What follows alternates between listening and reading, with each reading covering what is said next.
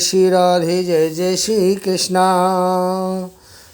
कृष्णाय वासुदेवाय देवकी नंदनाय च नंदगोपकुमाराय गोविंदाय नमो नमः।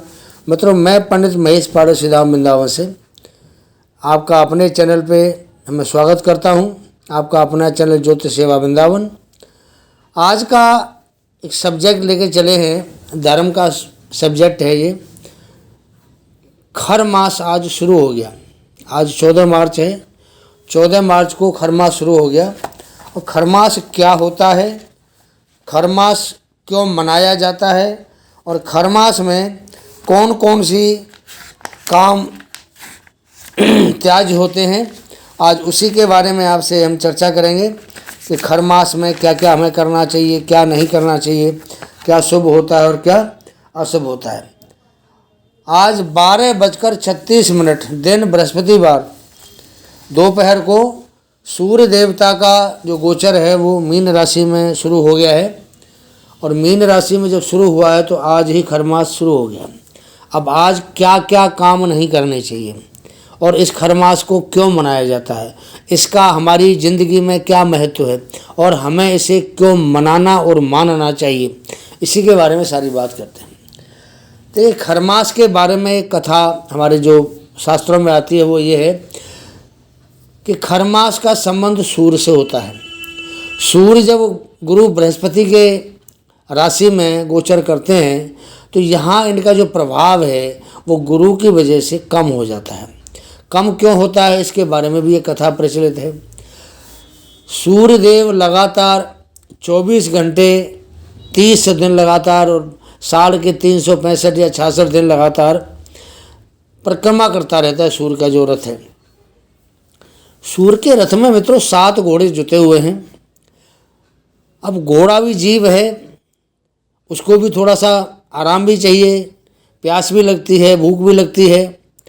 तो ऐसे में जो सूर्य देवता हैं, जो आज खरमास का दिन है, इस दिन एक तालाब के किनारे अपने घोड़ों को लेके जाते हैं और वहाँ पर अपने घोड़ों को खोल देते हैं।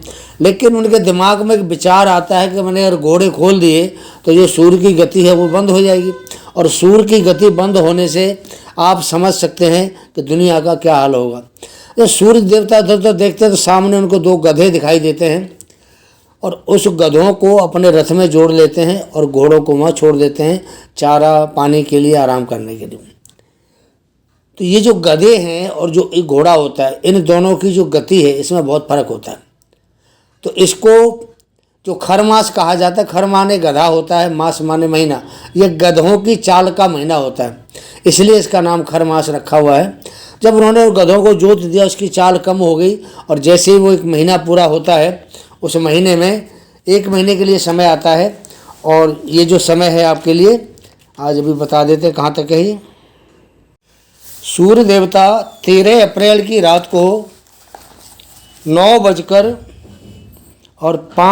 पर मेष राशि में जैसे ही गोचर करेंगे, ये खर मास का पूर्ण हो जाएगा, यानी खर मास समाप्त हो जाएगा।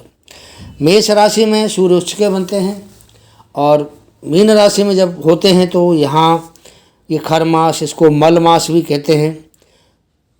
तो ये महीना शुरू होता है और 13 अप्रैल की रात को 2024 में ये समाप्त हो जाएगा। खर मास में क्या नहीं करना चाहिए और क्या करना चाहिए। देखिए, पहली बात, खर मास में जो मांगलिक कार्य होते हैं, शादी करना, मुंडन करना, यज्ञोपवीत का जो उपनयन संस्कार करना, किसी प्रकार के मकान की नींव रखना, गृह प्रवेश करना या किसी भी प्रकार के मंगल कार्य करना, नया मकान बनाना या कोई नया मकान खरीदना, ये सब चीज़ें त्याज्य होती हैं।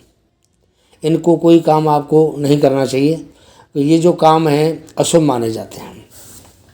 खर मास के दौरान हमें कोई नया वाहन भी नहीं खरीदना चाहिए, कोई नया रत्न भी नहीं खरीदना चाहिए। हमें इससे भी परहेज करना चाहिए। अगर हमारी बहू की नई शादी हुई है, हमारे बच्चे की, उसकी बहू की विदाई भी खर मास में नहीं करनी चाहिए। खर मास में हमें और क्या क्या नहीं करना चाहिए। प्याज लहसुन नहीं खाना चाहिए, तामसिक भोजन, हमें मीट है, मछली है, नहीं खाना चाहिए। और किसी प्रकार का जो नशा होता है शराब का, बियर का या और किसी चीज़ का, हमें वो भी नहीं करना। खरमास में हमें क्या काम करना चाहिए, ये बहुत ज़रूरी पॉइंट है। खरमास सूर्य से संबंध रखता है, तो हमें सूर्य की उपासना करनी चाहिए, सूर्य की पूजा करना चाहिए और सूर्य को नित्य लाल रंग की रोली डाल करके जल में हमें उनको अर्घ्य देना चाहिए। खरमास के दिनों में हमारे घर में जो बर्तन होते हैं लोहे के, स्टील के, पीतल के, तांबे के, उनमें भोजन करने की बजाय अगर आप पत्तल में, जो पत्तों की बनती है, उसमें भोजन करेंगे तो आपको ज़्यादा उसका शुभ प्रभाव प्राप्त होता है। अगर आप खरमास के दौरान पूजा करते हैं, पाठ करते हैं, व्रत करते हैं, उपासना करते हैं, पुण्य के काम करते हैं, तो ये सब काम बहुत अच्छे माने जाते हैं और इसका जो फल है आपको बहुत ही शानदार मिलता है। श्री हरि की, विष्णु की पूजा करना खर मास में बहुत शुभ माना जाता है और इसके साथ ही हमें रोजाना तुलसी की पूजा भी करनी चाहिए, जबकि रविवार को तुलसी की पूजा नहीं करते हैं, इसका ध्यान रखें।